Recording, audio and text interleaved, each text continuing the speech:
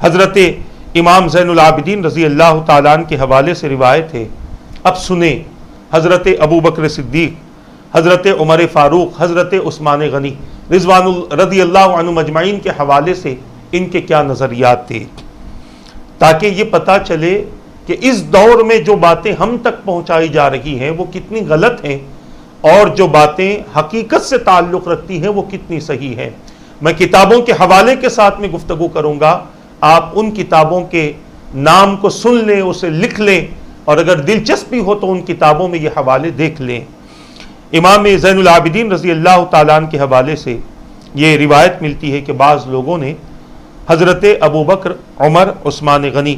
رضی اللہ عنہم اجمعین کے سلسلے میں آپ کے سامنے کچھ کہا. جب وہ فارغ ہو گئے کہہ کر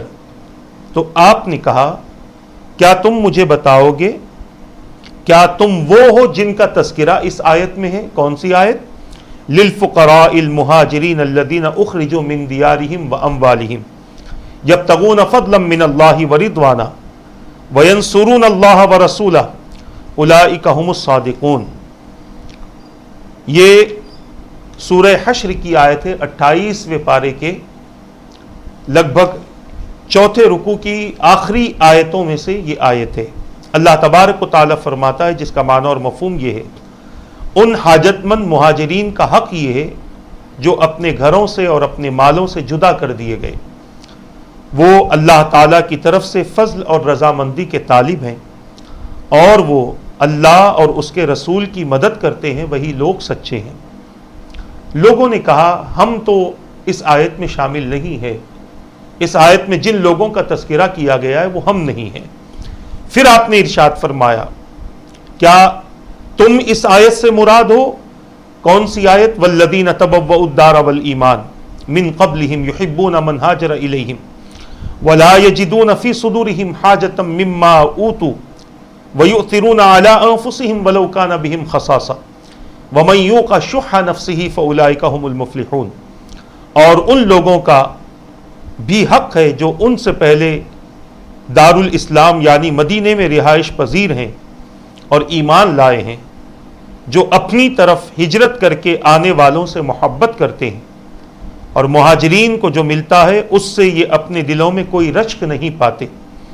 اور اپنے سے مقدم رکھتے ہیں چاہے ان پر فاقہ کشی ہو. اور جس شخص کو اپنی طبیعت کے بخل سے محفوظ رکھا گیا وہی کامیاب ہے. یہ دوسری آیت آپ نے پیش کی ان لوگوں کو جو حضرات شیخین کو اور عثمان غنی رضی اللہ تعالیٰ عنہما کو، یا یوں کہیں خلفائے راشد کو، خلفائے ثلاثہ کو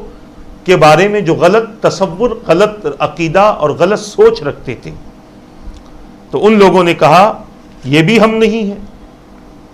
آپ نے فرمایا میں گواہی دیتا ہوں کہ تم ان لوگوں میں سے بھی نہیں ہو جن کے بارے میں اللہ عز و جل نے یہ فرمایا، والذین جاؤوا من بعدہم یقولون ربنا اغفر لنا ذنوبنا ربنا اغفر لنا ولاخواننا الذین سبقونا بالایمان ولا تجعل فی قلوبنا غلا للذین آمنوا ربنا انک رؤوف الرحیم. اور جو لوگ ان کے بعد آئے وہ کہتے ہیں اے ہمارے پروردگار، ہماری اور ہم سے پہلے ایمان لانے والے ہمارے بھائیوں کی مغفرت فرما اور ہمارے دلوں میں ان کی دشمنی نہ رکھ جو ایمان لا چکے ہیں.